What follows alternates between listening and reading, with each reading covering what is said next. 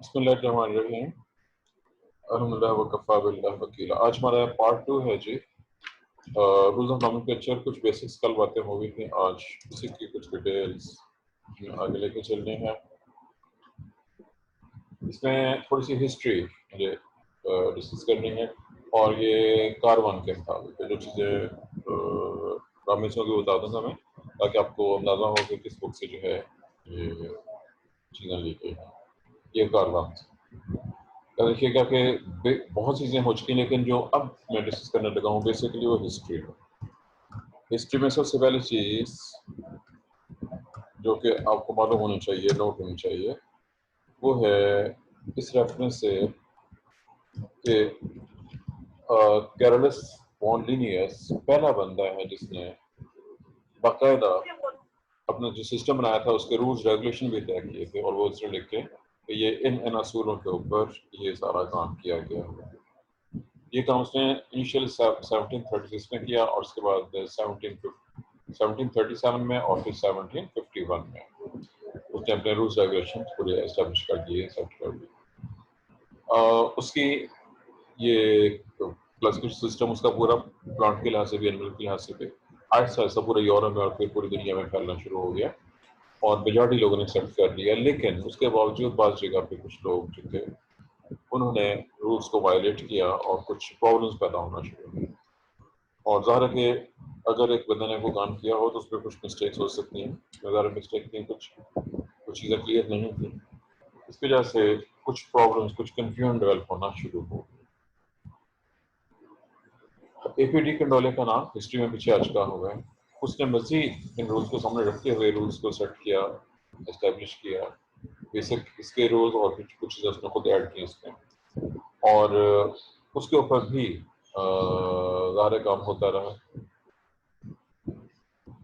बहुत अरसे बाद जब first international code of botanical nomenclature बना तो उन्होंने एपीडी कंडोले के ही रूल्स को अडॉप्ट कर लिया, थोड़ी बहुत मॉडिफिकेशन के साथ उनको मतलब स्टैंडर्ड के अडॉप्ट कर लिया। बहरहाल उसके बावजूद उसमें कुछ प्रॉब्लम थी, और वो क्या रहा था कि एक ही पौधे को दो डिफरेंट बंदे दो डिफरेंट मुल्कों में दो डिफरेंट जगहों पर स्टडी कर रहे होते, दोनों उसका नाम रख देते। और बात ये भी हुआ कि एक जीनस में दो मुख्तलिफ पौधों का नाम सेम हो गया, या एक ही पौधे के दो डिफरेंट नेम रख दिए गए, उसमें जेनरिक स्पेसिफिक नेम भी डिफरेंट हो गए।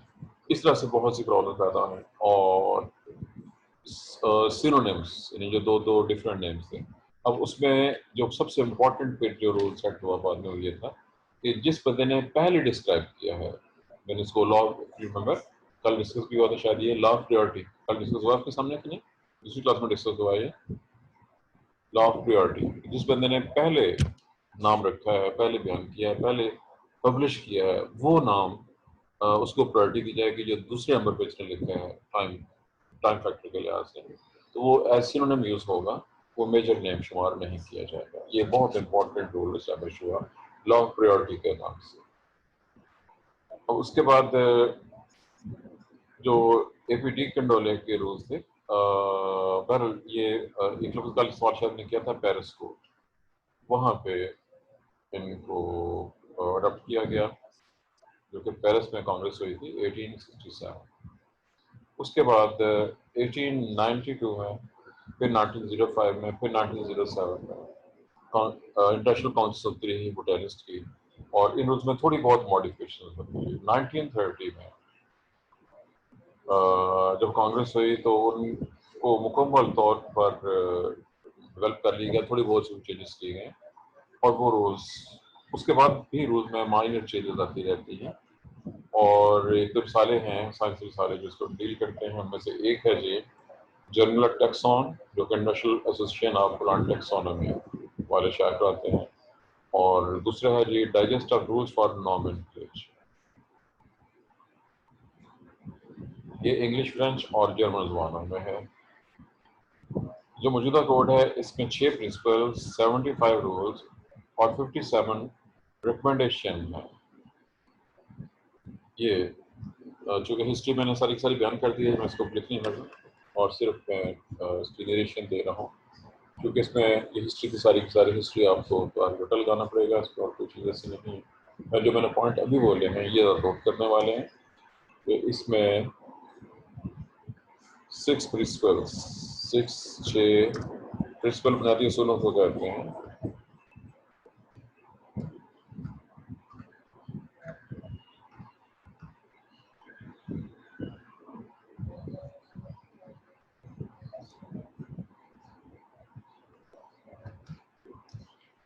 उसके बाद दूसरा हम पॉइंट 75 रूल्स, 75 रूल्स बाकायदा क्वारीन के लिए ऐसे होगा या ऐसे होगा, और 57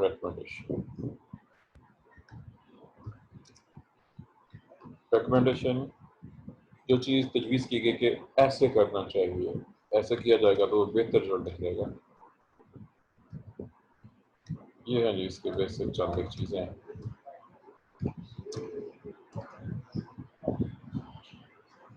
अच्छा, अब इसके हवाले से चंद अहम जो पॉइंट, एक बहुत अहम पॉइंट याद रखिए कि बायोलॉजी, ज़ूलॉजी, बॉटनी, ये 3 चीज़ें हैं। आप तीनों के नामों से बात करें। इनिशियली शुरू में ज़ूलॉजी और बॉटनी के रूल्स इकट्ठे चल रहे थे, लेकिन फिर जरूरत महसूस की गई कि दोनों के रूल्स सेपरेट होना चाहिए। ज़ूलॉजी वालों ने अपने इंटरनेशनल कांग्रेस की और अपने रूल्स बनाए, बेसिक सिमिलर थे, उनके रूल्स बहुत ज़्यादा सिमिलर हैं, कोई बहुत ज़्यादा डिफरेंसेस नहीं है, लेकिन बहरहाल दोनों इंडिपेंडेंट हैं, दोनों में कुछ डिफरेंसेस भी मौजूद हैं। खासतौर पर डिस्क्रिप्शन के अंदर काफ़ी ज़्यादा जो है वो डिफरेंसेस आ जाते हैं। सिर्फ बेसिक डिफरेंसेस देखते ही हैं, बहुत ज़्यादा डिफरेंसेस नहीं हैं। लेकिन एक अहम चीज़ है कि रूल ये है कि जो बोटेनिकल नॉमेनक्लेचर है वो ज़ूलॉजिकल नॉमेनक्लेचर से बिल्कुल इंडिपेंडेंट है। फर्ज कीजिए कि अगर एक नाम एक पौधे का रखा गया हुआ है और से वही नाम किसी एनिमल का रख दिया गया है, तो इस पे इसको रिजेक्ट नहीं किया जाएगा, क्योंकि बोटेनिस्ट सेपरेट हैं और ज़ूलॉजिस्ट सेपरेट हैं, एनिमल अलग हैं, प्लांट्स अलग हैं। लेकिन दूसरी तरफ अगर चेक ये रूल्स एक्चुअली सेपरेट हैं, जो हर टैक्सोनॉमी है एडवांस लेवल के ऊपर, अब इस बात से वाकिफ हैं कि इस वक्त जो दुनिया में, चूँकि बॉटनी में तो नहीं लेकिन ज़ूलॉजी में आपने पढ़ा हुआ है 3 domain system. I am sure आपको याद होगा कि 1969 में 5 किंगडम सिस्टम, 5 किंगडम सिस्टम में भी प्रॉब्लम पैदा हुई थी कि एनिमल्स सेपरेट हो गए, प्लांट अलग हो गए, फंगस अलग हो गए, प्रोटिस्टा अलग हो गए। ज़रूरत है कि एक ही नॉमेनक्लेचर होना चाहिए ज़ूलॉजी, बॉटनी, बायोलॉजी और माइक्रोबायोलॉजी के लिए, क्योंकि तमाम चीज़ें जानता है होना तो एक चाहिए, क्योंकि एडवांस लेवल के ऊपर सब हम एक से स्टार्ट करते हैं ओरिजिन ऑफ लाइफ, और उससे आगे मुख्तलिफ डोमेन्स, फिर आगे डिफरेंट किंगडम्स और फाइलम या डिवीजन्स। तो इस बेस पे नेम सेम होने चाहिए, लेकिन बहरहाल इसमें जो चल रहे हैं दुनिया में वो इंडिपेंडेंट है। ज़ूलॉजी का नाम कुछ ज़्यादा चल रहा है, बॉटनी का अलग है, और वो जो फंगस वाले हैं वो बॉटनी के अंदर ही शामिल हैं। और बैक्टीरिया के हवाले से भी नोट कीजिएगा कि माइक्रोबायोलॉजिस्ट हैं, उनकी भी ऑपरेशन हैं, और वो भी इंडिपेंडेंटली, लेकिन बेसिक रूल उनके भी सेम यही रहते हैं, उसमें भी कोई बहुत ज़्यादा डिफरेंसेस मौजूद नहीं है, मिलते जुलते रूल्स हैं। सॉइस के कागजी कार्रवाई के तौर पर उनको इंडिपेंडेंट डिक्लेयर किया गया है।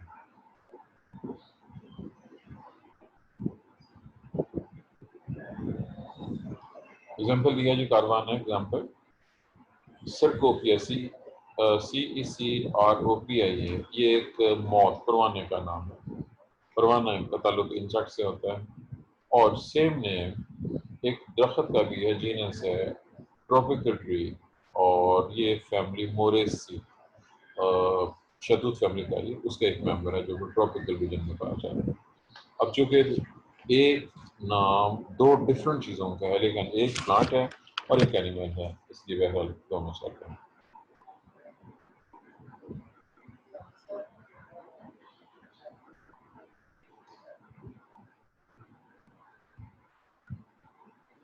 जी सेकंड,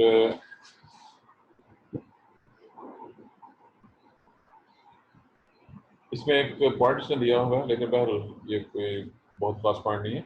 का मतलब application of names of taxonomy group is determined by the means of nomenclatural types specimen associated with each species name. पर ये कोई बहुत खास चीज़ नहीं है।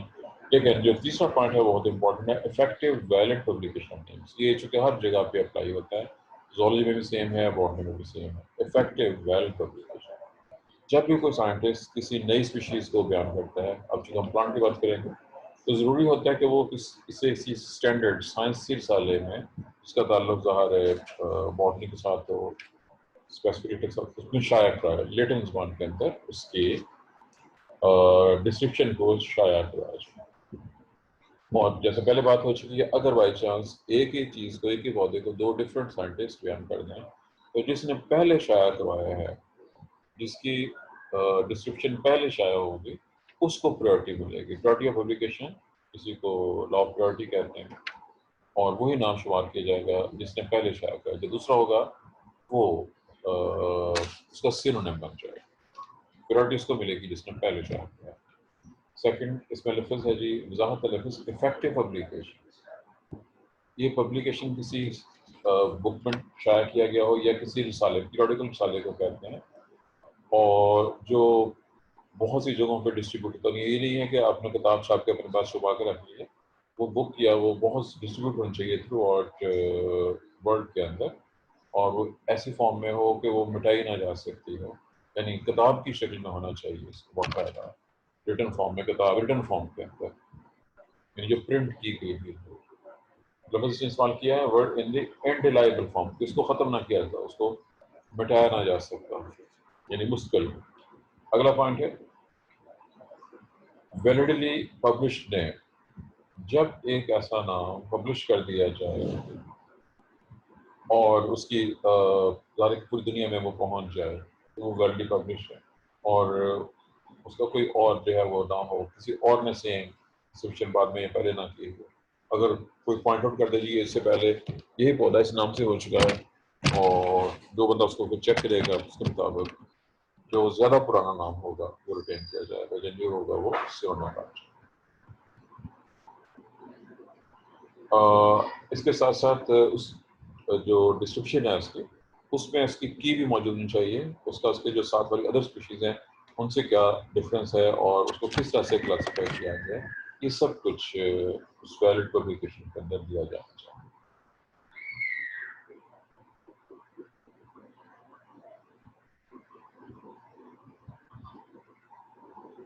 जैसे मैं पहले बात कर चुका हूँ, अब नेक्स्ट पैराग्राफ में लफ्ज़ है सिनोनिम। सिनोनिम का लफ्ज़ सेम हो गया। अगर एट ए टाइम दो डिफरेंट लोगों ने, एट ए टाइम का मतलब है फर्ज के एक ही साल, अब जिस बंदे ने पहले शाया करा दिया है, जिसकी डेट ऑफ पब्लिकेशन कहते हैं, तो वो वैलिड होगा, और जो दूसरा है वो, अब इसमें लॉ ऑफ प्रायोरिटी को अप्लाई किया गया है 1 मई 1753। ये वो दिन है या वो महीना कह लीजिए जब लिनियस ने अपने नेम्स थे, बोटेनिकल नेम्स पौधों के, वो पब्लिश किए थे। उस डेट को स्टार्टिंग पॉइंट के तौर पर लिया गया। ये पहले बात हो चुकी है कि नेम्स, ये मैं बेसिक ये यहाँ पे चौथा पॉइंट इसका है, सेम जो मैं डिस्कस कर चुका हूँ कि नेम्स रिलेटेड में होंगे। जेनरिक नेम, स्पेसिफिक नेम, दो लफ्ज़ हैं। रिटन हुआ तो नाम रिटनाइज किया जाएगा। जेनरिक नेम कैपिटल लेटर से शुरू होगा, स्पेसिफिक नेम जो है स्मॉल लेटर से शुरू किया जाएगा, और ऐसा नाम जो लतीनी ज़बान में ना आ सकता हो, अडॉप्ट ना हो सकता हो, उसको अवॉइड किया जाएगा।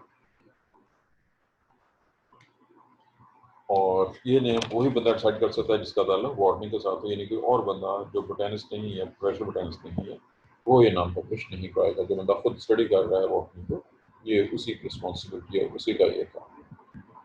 अब अगला पॉइंट है point number 5, retention, choice and rejection of names. Retention, एक नाम को बरकरार रखना, चॉइस सेलेक्ट करना, और रिजेक्शन है किसी नाम को इनवैलिड कह देना कि नहीं, हम इसको पसंद नहीं करते, ये नाम सही नहीं है, हम इसको यूज़ नहीं करेंगे। अब इसकी चंद एग्जांपल्स देखते हैं।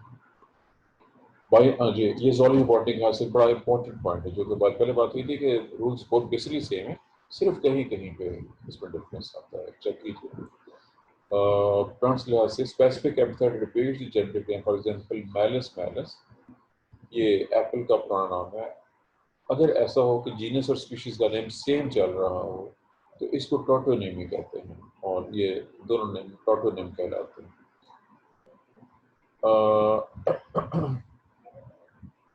एप्पल और ये जो बैलिस बैलिस सेब का नाम था जब शुरू में रखा गया। सेब से करीब तरीन जो चीज़ है वो है जी पायरस कम्युनिस।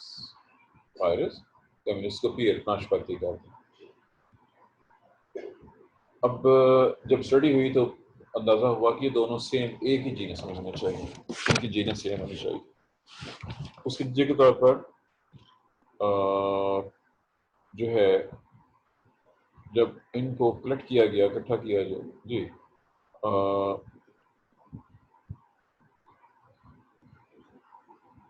जी ये बात चल रही थी कि पायरस मैगस ये नाशपाती का नाम रखा गया, पायरस मैगस।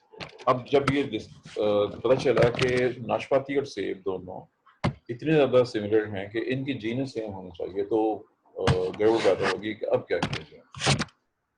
अब उस बेस के ऊपर इनका नाम जो है, जीनस का नाम बाद में रख दिया गया मैगस, और मैलिस मैलिस डॉटर नेम बन गया। इसमें एक और एग्जांपल दी गई है, न्यू स्पेसिफिक एपिथेट जो है अडॉप्ट किया गया, और वो है जी प्यूमिला। चनाचे अब एप्पल का जो वैलिड नेम है वो है मैलिस प्यूमिला। मैलिस मैलिस से चेंज करके इसको मैलिस प्यूमिला, इसके चेंज करने की रीज़न बताई गई है कि क्योंकि वो स्पेसिफिक नेम सेम बन चुका था नाशपाती के साथ, और इस वजह से ये वो प्रॉब्लम होती हैं जब एक ही जीनस के मुख्तलिफ प्लांट्स बहुत जगह पे हों और जो बंदा नाम रख रहा हो उसके सामने वो पूरी डिटेल्स मौजूद ना, और उससे इस तरह की कन्फ्यूजन और प्रॉब्लम पैदा होती है। बहरहाल ये है जी एप्पल और नाशपाती के रेफरेंस से होने वाली कन्फ्यूजन। लेकिन बहरहाल ज़ूलॉजी में अभी भी टॉटोनॉमी चल रही है, बॉटनी में इसको अवॉइड किया जा रहा है। अगला हेडिंग हमारे पास है जी होमोनिम्स और सिमोनिम्स। अगर दो स्पीशीज, जी ये छोटा सा पॉइंट है, एक ही जीनस के अंदर दो ऐसी स्पीशीज नहीं हो सकती हैं जिनका स्पेसिफिक एपिथेट एक जैसा, ये पॉसिबल नहीं। अगर बाई चांस ऐसा हो जाए तो वो होमोनिम्स कहलाएंगे। उसमें जो पहले वाला है वो रिटेन कर लिया जाएगा और जो दूसरे वाला है वो सिनोनिम पर रख लिया जाएगा। सेकंड रूल या सेकंड पॉइंट, बी पॉइंट, जब एक स्पीशीज को डिस्क्राइब किया गया है एक जीनस में और बाद में उसको ट्रांसफर करके किसी दूसरी जीनस में ऐड कर दिया जाए तो उसका जो स्पेसिफिक एपिथेट है अगर वो रूल्स के मुताबिक दुरुस्त हो रिटेन किया जाएगा, जबकि जीनस का नेम चेंज हो जाएगा। इसकी एग्जांपल दी गई है राइसोकोमा एक्वालिस। जब इसको चेंज करना पड़ा इसकी जीनस को तो ये वर्नोनिया एक्वालिस, अब इसकी जीनस चेंज हो गई लेकिन स्पेसिफिक एपिथेट का सेम वही रहा, उसको चेंज नहीं किया। तीसरा पॉइंट सी, अगर दो या दो से ज्यादा टेक्सा सेम रैंक के हों, यूनाइटेड हो, जोड़ दिए जाएं, इकट्ठे कर दिए, मतलब दो जेनस है या दो फैमिलीज हैं और उन दोनों को कंबाइन कर दिया जाए, तो जो ओल्ड वेडल नेम, जो सबसे ओल्डेस्ट है, सबसे पुराना नेम है, एपिथेट, वो सिलेक्ट किया जाएगा। फॉर एग्जाम्पल दिए जिसमें सोलिनिया, जेनरा है सोलिनिया, इकाइनोकार्पस और फेनोस्पर्मा, इन तीनों को जब यूनाइट किया गया एक ही जीनस के अंदर तो इसमें से सोलिनिया ओल्डेस्ट नेम था, इसको जो है वो सेलेक्ट कर लिया गया और बाकी दोनों इसके सिनोनिम बन गए। सिनोनिम मतलब है हैविंग सेम नेम। देखें क्वालिटी जो है या फैक्ट या प्रायोरिटी दी जाएगी वो इसी को दी जाएगी जो कि सबसे पहले कंफर्मेशन होता है, लॉ ऑफ प्रायोरिटी। और आगे भी यही पॉइंट ही चल रहा है प्रायोरिटी ऑफ नेम्स के लिहाज से। यही पॉइंट जो मैं पहले डिस्कस कर चुका हूँ कि जो पहले शाया हो गया वो लेजिटिमेट है, वही लीगल है, और जो बाद में होगा वो इलेजिटिमेट कहलाएगा, और खासतौर पर अगर वो रूल्स के अगेंस्ट हो तो फिर तो वो बिल्कुल ही रिजेक्ट हो जाएगा।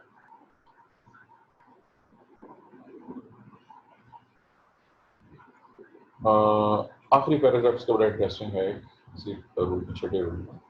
इसकी वर्डिंग बोलनी पड़ेगी मुझे ताकि लफ्ज़ मिसमैच इसमें से। To avoid disadvantageous changes caused by strict application of priority, some specific gender and many family names are preserved by action of natural botanical forms. They are so-called nomina conservanda. This means that some names, even though they are not the oldest legitimate names, are used in preference to the older. मुख्तलिफ कांग्रेस के दौरान फैसला किया गया कुछ ऐसे names हैं जो अगरचे ओल्डेस्ट नहीं थे प्रायोरिटी के लिहाज से, लेकिन उनको अडॉप्ट किया गया और कहा गया कि इनको प्रेफरेंस दी जाएगी। और ज़ाहिर है उसकी रीजंस कुछ ऐसे रूल्स रेगुलेशन अदर रूल जो बाद में सेट किए गए उसके मुताबिक वो रूल्स उसमें थे, बल्कि यहाँ पे इसमें स्पेसिफिक एग्जाम्पल नहीं दी गई। अगला हेडिंग है जी ranks of taxa. Ranks of taxa. Taxa में चूँकि आपने नाम से वाकिफ हूँ, मैं चंद नाम बोले देता हूँ, आप नाम से पहले से वाकिफ हैं इस लिहाज से।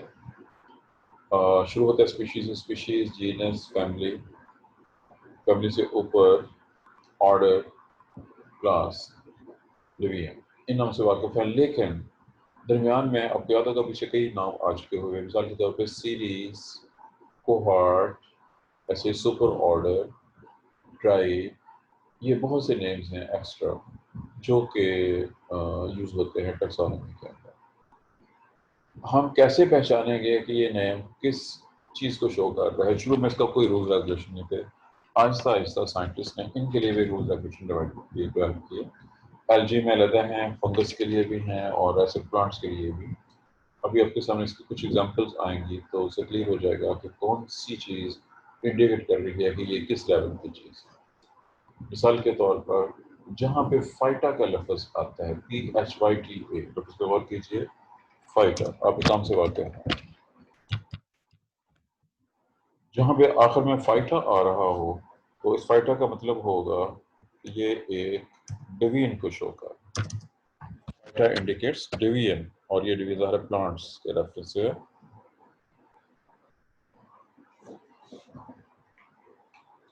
प्लांट्स की निगाह में मिसाल के तौर पर आपने ब्रायोफाइटा, ट्रैकियोफाइटा ये मौजूद है इसके लिहाज से, रूल्स के लिहाज से फाइटा एक लफ्ज़ हो गया।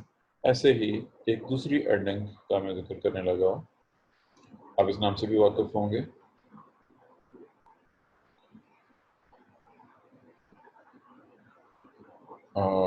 जी ये याद रखिएगा कि ये एल्गी में और प्लांट दोनों के लिहाज से ऐसे, लेकिन फंगस पे ऐसा नहीं है। फंगस वालों के अपने रूल रेगुलेशन भी, इसकी मैं रीज़न पहले बता चुका हूँ कि अगरचे कि वो ज़ूलॉजी बॉटनी के मशहूर थे, इसके बाद माइक्रोबायोलॉजी के, ऐसे फंजाई वालों ने अपने स्पेसिफिक लफ्ज़ कुछ अडॉप्ट किए हुए हैं।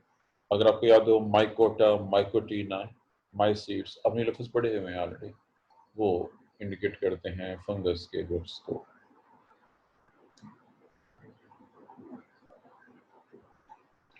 जी फाइट ये था जी डिवीजन। डिवीजन के बाद है जी फाइटिनी। फाइटिनी ये सब डिवीजन को शो करेगा, PHY।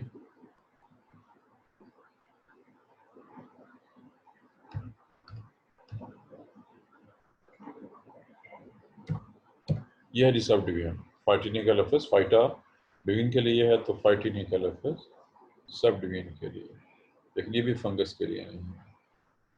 उसके बाद है जी नेक्स्ट क्लास। क्लास के आखिर में जो है ऑप्सीडा का लफ्ज़, ये लफ्ज़ आपने पढ़े हुए हैं कई जगह पे, लाइक ऑप्सीडा, स्पिन ऑप्सीडा, टीर ऑप्सीडा, क्यों पे ऑप्सीडा, ऑप्सीडा के लफ्ज़ से पहले से वाकिफ। ये क्लास की एंडिंग है। क्लास के बाद है जी सब क्लासेस।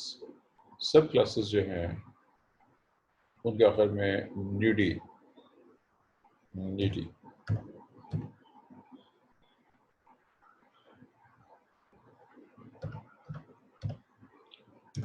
ये था जी फाइटा, फाइटिनी, ऑप्सीडा और नीडी। ये हो गया जी सब क्लासेस तक। उसके बाद ऑर्डर्स। ऑर्डर्स जहाँ भी हैं वो एलीज के साथ है। ए ज़ूलॉजी में भी जो ऑर्डर्स हैं वो भी एलीज में ही एंड हो रहे हैं, लेकिन हर जगह पे नहीं। फिशेस में मिसाल के तौर पे तमाम ऑर्डर्स एलिस के साथ ही हैं एनिमल्स में, और प्लांट्स में तो मौजूदा सब तकरीबन ऐसे ही हमारे। और ऑर्डर के बाद आखिर में क्लास AC, चूँकि ये दफ़ा आपने AC का लफ्ज़ ACE रोज़ AC और पोएसी और ये तमाम नाम AC के नाम आपने ऑलरेडी पढ़े हैं।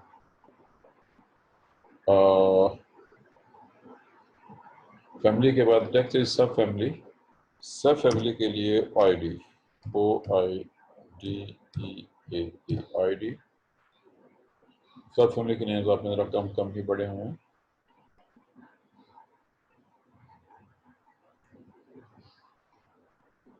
ट्राइब, क्योंकि ये नाम भी आपने सिर्फ सुना हुआ है। ट्राइब के एंड के ऊपर EAE का लफ्ज़ आता है, सिर्फ EAE। और सब ट्राइब के लिए INI,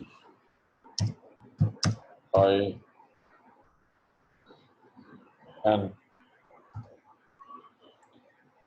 ये सब ट्राइब को शो कर रहा है। ट्राइब सब ट्राइब्स एग्जाम्पल के लिहाज से गैर मारूफ हो चुके, बहुत कम कम आपके पास ये वाले नेम्स आए। ठीक, टाइम हमारे पास सिर्फ 3 मिनट बाकी रह गए। हमारा अगला टॉपिक कंप्लीट नहीं हो सकेगा, इसलिए मैं इसको फिलहाल यहीं पे स्टॉप कर रहा हूँ। यहाँ तक कोई क्वेश्चन हो तो वो आप क्वेश्चन पूछ सकते। यू हैव एनी क्वेश्चन, कोई चीज़ क्लियर ना हो, क्योंकि टॉपिक अभी काफ़ी लंबा है और थोड़ा सा पेचीदा भी है। ये मज़ीद आगे फिलहाल नहीं चल सकेगा, टाइम थोड़ा है और फुल लेक्चर इसमें 4 आवर बच्चों को। अभी हमने सिर्फ एग्जाम्पल्स पढ़ी हैं, जब इसकी एग्जाम्पल साइन में आएंगे तो फिर कुछ चीज़ें ज़्यादा क्लियर हो सकेंगी, क्योंकि एग्जाम्पल के बगैर हमको क्लियर करना इतना आसान नहीं होता।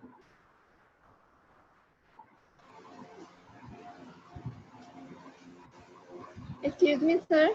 जी सर, जैसा कि यहाँ बताया गया कि एक ही नाम हम एक प्लांट को भी दे सकते हैं और एनिमल को भी, तो साइंटिफिक नेम तो कंफ्यूजन कम करने के लिए होता है, तो इससे दोबारा कंफ्यूजन नहीं पैदा होगी। इसमें होना तो ये चाहिए था कि अवॉइड किया जाता है इसको, होना तो यही चाहिए था कि इसको, या देखिए कि होता यह है कि जहाँ पे दुनिया में हर जगह पे ये चीज़ चलती है कि लोग ज़्यादा शोहरत हासिल करना चाहते हैं, उसके लिए वो चाहते हैं कि जी मुल्क ज़्यादा होने चाहिए। दुनिया में पहले मुल्क कम होते थे, अब ऐसा ऐसा छोटे छोटे मुल्क बनते जा रहे हैं, बड़े मुल्क टूट टूट के छोटे छोटे इलाके सेपरेट होते जा रहे हैं, बड़ी पार्टियाँ टूटती हैं, छोटी पार्टियाँ मजीद पार्टियाँ बन जाती हैं ताकि ज़्यादा लोग आगे आ सकें। ये कुछ होता है, ये कुछ यहाँ पे हुआ है। शुरू में ये कंबाइन था, सेम के रूल्स गवर्नमेंट बोर्ड में थे, यूनियन इस्लाम आए, लेकिन उसके बाद कुछ लोगों ने कहा नहीं जी, पौधों के लिए अलग रूल्स और एनिमल्स के अलग। बेसिक रूल सेम है, बेसिक्स में कोई ज़्यादा फर्क नहीं है, माइन्यूट डिफरेंस है। लेकिन जो ये वाला एक रूल है कि जी अगर एक नाम एक पौधे का भी है और एक एनिमल का भी है तो इस बेस पे हम उसको रिजेक्ट नहीं करेंगे, ये प्रॉब्लम हवा है। लेकिन ये भी याद रखिएगा, एक बहुत इंपॉर्टेंट पॉइंट है कि एडवांस लेवल के ऊपर ज़ूलॉजी और बोटेनिक्स अलग होते हैं।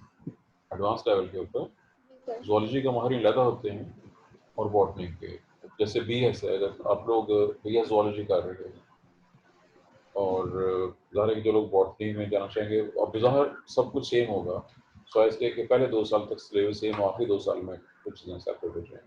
लेकिन जब आप मज़ीद आगे जाना चाहें, बल्कि आप BS के बाद आप MS करना चाहते हैं, तो MS में आप सिर्फ और सिर्फ ज़ूलॉजी के सब्जेक्ट्स पढ़ेंगे, इसमें बॉटनी का कोई सब्जेक्ट शामिल नहीं होगा। जब वो स्टेज आती है तो फिर उस वक्त बंदे बिल्कुल इंडिपेंडेंट हो जाते हैं, वो कहते हैं ठीक है जी हम अपने रूल्स बनाएंगे और वो अपने रूल्स बनाएंगे, और यही कुछ यहाँ भी हुआ है। लेकिन बहरहाल उसका रिजल्ट यही निकलता है, कन्फ्यूजन एक आम बंदे के लिए कन्फ्यूजन है। लेकिन जो एक्सपर्ट हैं, या ये भी याद रखिएगा, टेक्सोनॉमी बहुत मुश्किल फील्ड है, बहुत कम लोग हैं जो टेक्सोनॉमी में काम करते हैं। टेक्सोनॉमी में काम करने वाले बंदे बहुत थोड़े, और इस वजह से जो न्यू स्पीशीज़ की डिस्कवरी है बहुत कम कम होती है, क्योंकि जी एक सर। नई स्पीशीज़ को डिस्कवर करना, डिस्क्राइब करना, ये बहुत मुश्किल काम होता है, उसमें बहुत ज़्यादा मिस्टेक के चांसेस होते हैं। और अब तो चूँकि लोगों में कम्युनिकेशन ज़्यादा है, उसके बावजूद भी ऐसा हो जाता है कि फ़र्ज़ कीजिए एक ही वक्त में 2 डिफरेंट बंदे 2 मुख्तलिफ मुल्कों में इंडिपेंडेंट काम कर रहे हैं, और बाद में चले जी एक ने एक दिन पहले शायद करा दिया, दूसरे ने महीना लेट जाएगा ये, तो ज़ाहिर इस बंदे का काम सारा ज़ाया चला जाएगा सिर्फ इस बेस पे कि वो लेट हो गया, उसको पब्लिश करवाना है। कन्फ्यूजन बहरहाल जो आपने कहा आपका पॉइंट बिल्कुल ठीक है, इससे कन्फ्यूजन तो ज़रूर पैदा होगी कि एक ही चीज़ दो डिफरेंट जगहों पे इस्तेमाल करती है। जी सर, वो उमुल बनीन कह रही है कि मेरा इंटरनेट की वजह से